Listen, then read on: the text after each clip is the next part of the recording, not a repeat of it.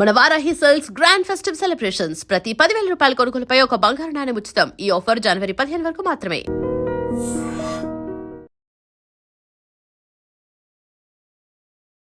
Hi hello నమస్తే welcome back to iDream media. నిజంగా మన దగ్గర ఒక 10 లక్షలు ఉన్నాయనుకుందాం. ఆ 10 లక్షలు సరిగ్గా మ్యూచువల్ ఫండ్స్లో ఇన్వెస్ట్ చేసినట్లయితే మనం వెనక్కి తిరిగి చూసుకోవాల్సిన అవసరం లేదు. అలాగే ఫ్యూచర్లో మన పిల్లలకి ఏమైనా ఆస్తులు ఇవ్వాలా, పెళ్ళిళ్ళు ఎలా చేయాలి, లేదంటే వాళ్ళ చదువులకి ఎలా ఖర్చు పెట్టాలి అని కంగారు పడాల్సిన అవసరం అంతకన్నా లేదు.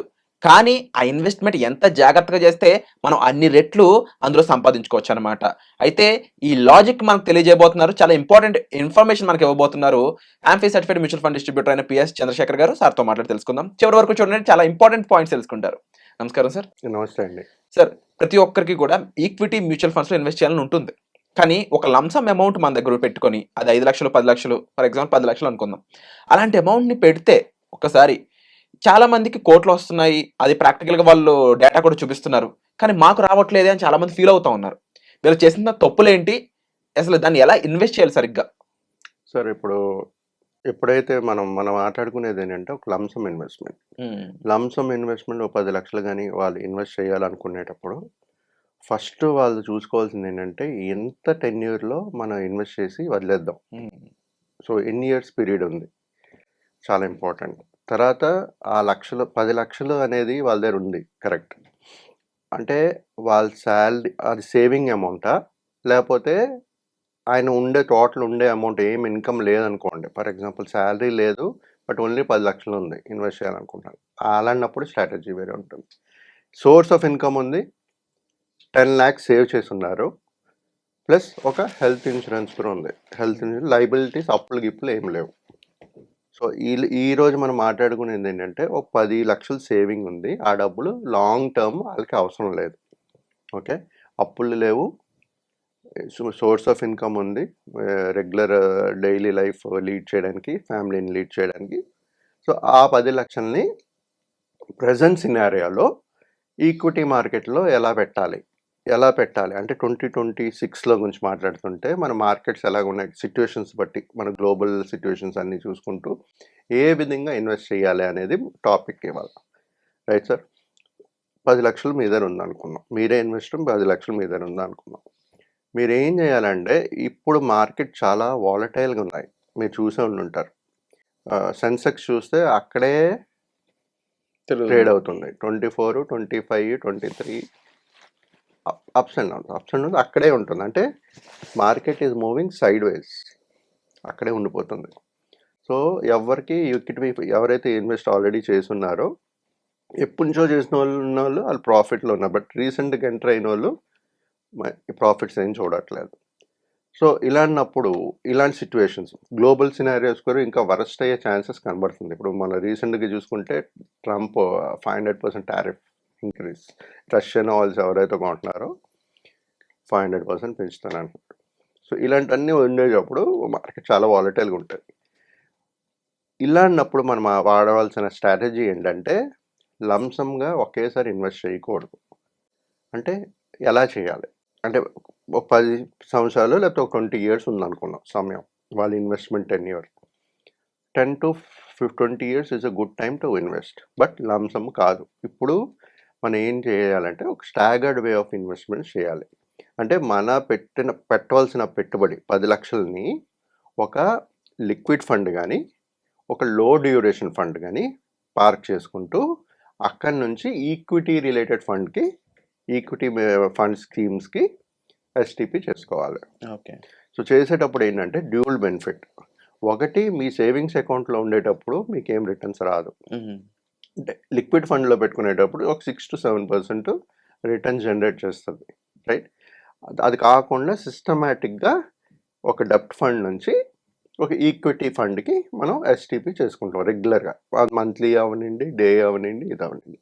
బట్ ఇక్కడ మనం మాట్లాడుకునేది అంటే మంత్లీ గురించి మాట్లాడుతున్నాను నేను. ఎస్టీపీ ఒక కనీసం ఒక 10 months నుంచి 1 year ఎస్టీపీ చేసుకోవాలి.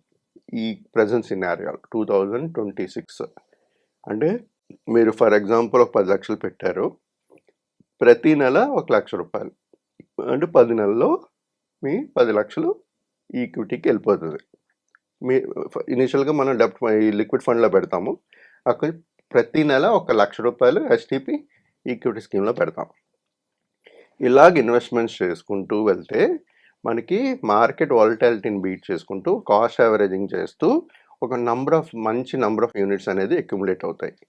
అయినప్పుడు ఎప్పుడైనా మార్కెట్ ఈ వాలటాలిటీ అనేది ఎప్పుడు షార్ట్ పీరియడ్లోనే ఉంటుంది, కంటిన్యూస్గా లాంగ్ పీరియడ్ ఉండదు.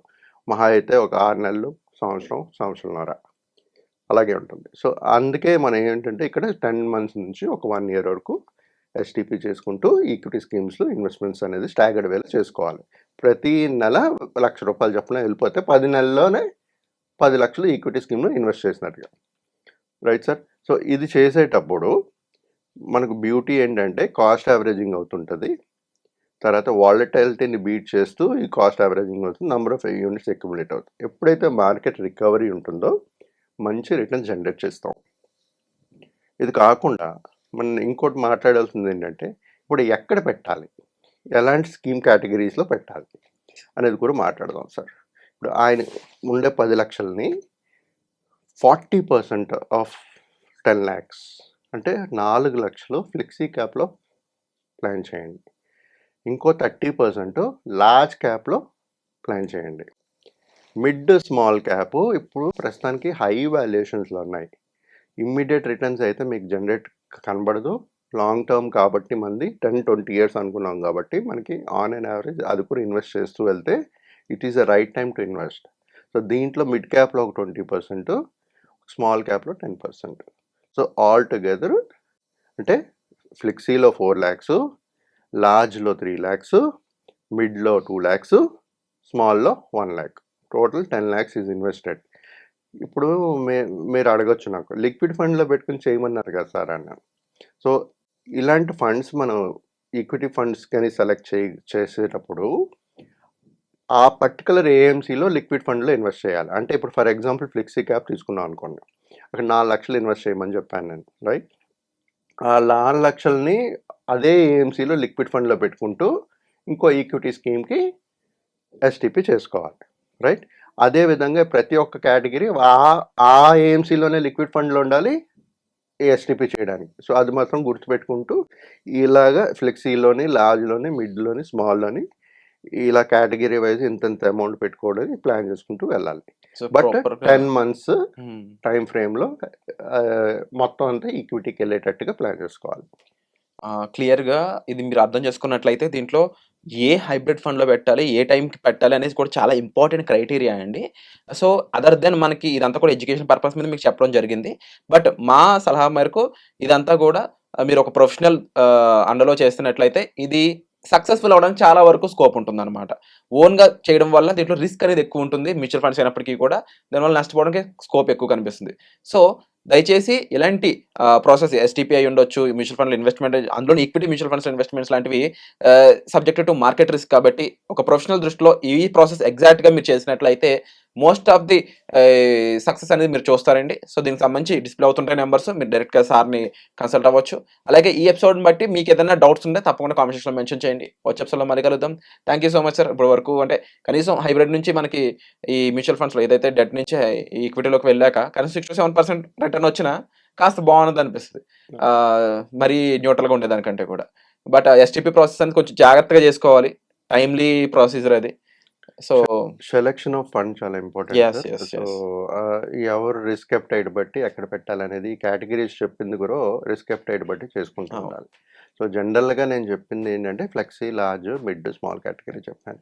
కొంతమంది అడగొచ్చు గోల్డ్లో పెట్టచ్చు కదా అని. సో ఆ లిటిల్ బిట్ ఆఫ్ గోల్డ్లో కూడా మన కమోడిటీస్లో కూడా యాడ్ చేసుకోవచ్చు.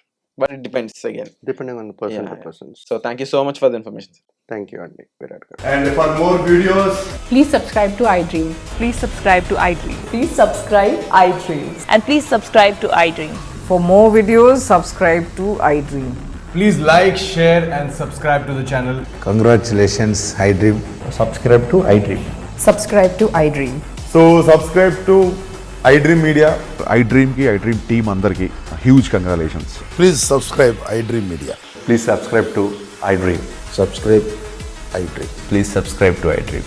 ఐ డ్రీమ్ అంటే నా కళల ఛానల్ను సబ్స్క్రైబ్ చేసుకున్న నోరు తిరుగుతలేదు. మీరైతే గంట గుర్తు కొట్టండి. For more such videos, please subscribe to iDream.